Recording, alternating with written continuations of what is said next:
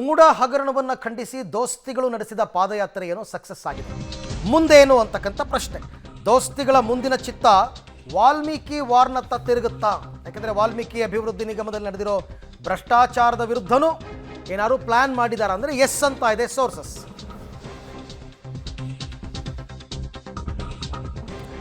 ವಾಲ್ಮೀಕಿ ನಿಗಮದ ಅಕ್ರಮದಲ್ಲೂ ಕೂಡ CM target ಮಾಡೋ ಪ್ಲಾನು. ವಾಲ್ಮೀಕಿ ಪ್ರಕರಣದಲ್ಲೂ ಸಿಎಂ ರಾಜೀನಾಮೆ ಕೊಡಲೇಬೇಕು ಅನ್ನೋದು ದೋಸ್ತಿಗಳ ಆಗ್ರಹ. SC/ST ಸಮುದಾಯದ ಬೃಹತ್ ಸಮಾವೇಶ ನಡೆಸೋದಕ್ಕೆ ಪ್ಲಾನ್ ಮಾಡಿಕೊಂಡಿದ್ದಾರೆ. ಅದು ಎಲ್ಲಿ?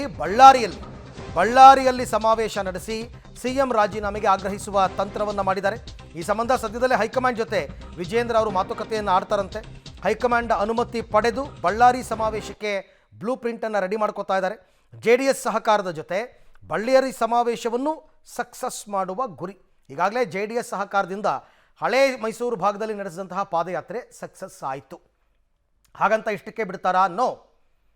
ಇವರು ಬಳ್ಳಾರಿಯಲ್ಲಿ ಒಂದು SC/ST ಬೃಹತ್ ಸಮಾವೇಶ ಮಾಡಿ ಅವರ ಅಭಿವೃದ್ಧಿ ನಿಗಮಕ್ಕೆ ಹೋಗಬೇಕಾದ ಹಣದಲ್ಲಿ ಭ್ರಷ್ಟಾಚಾರ ನಡೆದಿರೋದ್ರ ವಿರುದ್ಧ ಈಗ ಸಿದ್ದರಾಮಯ್ಯನವರು ರಾಜೀನಾಮೆ ಕೊಡಬೇಕು ಅಂತ ಆಗ್ರಹಿಸುವ ಸಾಧ್ಯತೆ. ಈ ಬಗ್ಗೆ ಮತ್ತಷ್ಟು ಮಾಹಿತಿ ನನ್ನ ಕೊಲೀಗ್ ಮಸೂದ್ ಅವರಿಂದ ಪಡ್ಕೊಳ್ಳೋಣ. ಮಸೂದ್, BJP ಮತ್ತು JDS ನಾಯಕರು ಪಾದಯಾತ್ರೆ ಉದ್ದಕ್ಕೂ ಹೇಳ್ಕೊಂಡು ಬಂದರು, ನಮ್ಮ ಹೋರಾಟ ಇಲ್ಲಿಗೆ ನಿಲ್ಲಲ್ಲ. ಹಾಗಾಗಿ ಪಾದಯಾತ್ರೆಯ ನಂತರ ಮುಂದೇನು ಪ್ಲಾನು? ವಾಲ್ಮೀಕಿ ಅಭಿವೃದ್ಧಿ ಹಗರಣದ ವಿಚಾರ ಯಾವ ರೀತಿ ಸರ್ಕಾರಕ್ಕೆ ಇವರು ಏಟ್ ಕೊಡಬಹುದು? ಅರವಿಂದ್, ಮುಡಾ ಅಕ್ರಮ ನಿವೇಶನಗಳ ಹಂಚಿಕೆ ಜೊತೆಗೆ ವಾಲ್ಮೀಕಿ 187 ಕೋಟಿ ಅಕ್ರಮ ಹಣ ವರ್ಗಾವಣೆ ಪ್ರಕರಣ ಎರಡನ್ನೂ ಕೂಡ ಒಟ್ಟಿಗೆ ತೆಗೆದುಕೊಂಡು ಹೋಗಬೇಕು. ಒಟ್ಟಿಗೆ ಎರಡೂ ಪ್ರಕರಣದಲ್ಲೂ ಕೂಡ ಮುಖ್ಯಮಂತ್ರಿಗಳ ರಾಜೀನಾಮೆ ಆಗ್ರಹ ಮಾಡಬೇಕು ಅನ್ನುವಂತಹ ಲೆಕ್ಕಾಚಾರ. ಆ ಹಿನ್ನೆಲೆಯಲ್ಲೇ ಪಾದಯಾತ್ರೆ ಕೂಡ ಮಾಡಿದ್ರು. ಇವತ್ತು ಕ್ಲೈಮ್ಯಾಕ್ಸು, ಇವತ್ತು ಸಮಾವೇಶ ಮಾಡಿದರೆ ಪಾದಯಾತ್ರೆಯ ಒಂದು ಹಂತದ ಹೋರಾಟ ಅಂದರೆ ಮುಡಾ ಪ್ರಕರಣದ ಒಂದು ಹಂತದ ಹೋರಾಟ ಮುಕ್ತಾಯ ಆಗುತ್ತೆ.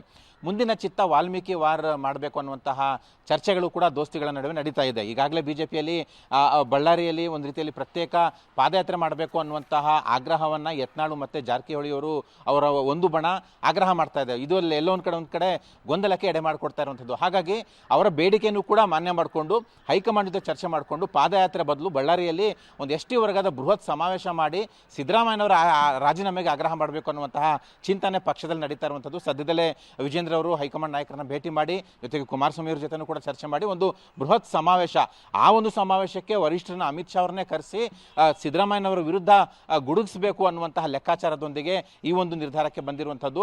ಬಳ್ಳಾರಿಯಲ್ಲಿ ಬೃಹತ್ ಸಮಾವೇಶ ಮಾಡಬೇಕು ಅನ್ನುವಂತಹ ಚರ್ಚೆಯೂ ಕೂಡ ನಡೀತಾ ಇದೆ. ಬಹುತೇಕ ಬೃಹತ್ ಸಮಾವೇಶಕ್ಕೆ ಬ್ಲೂ ಪ್ರಿಂಟ್ ಕೂಡ ರೆಡಿ ಮಾಡ್ತಾರೆ. ಪಾದಯಾತ್ರೆ ನಂತರ ಮುಡಾ ಅಕ್ರಮದ ನಂತರ ಈಗ ವಾಲ್ಮೀಕಿ ವಿಚಾರದಲ್ಲೂ ಕೂಡ ಸಿದ್ದರಾಮಯ್ಯನವರನ್ನ ಟಾರ್ಗೆಟ್ ಮಾಡಿ ರಾಜೀನಾಮೆ ಕೊಡಲೇಬೇಕು ಅನ್ನುವಂತಹ ವಾತಾವರಣ ಸೃಷ್ಟಿ ಮಾಡೋದಕ್ಕೆ ದೋಸ್ತಿಗಳು ಲೆಕ್ಕ ಹಾಕ್ತಾ ಇದ್ದಾರೆ. Arvind. Okay Masood, thank you. ತಮ್ಮ ಎಲ್ಲ ಮಾಹಿತಿಗಾಗಿ ಧನ್ಯವಾದ.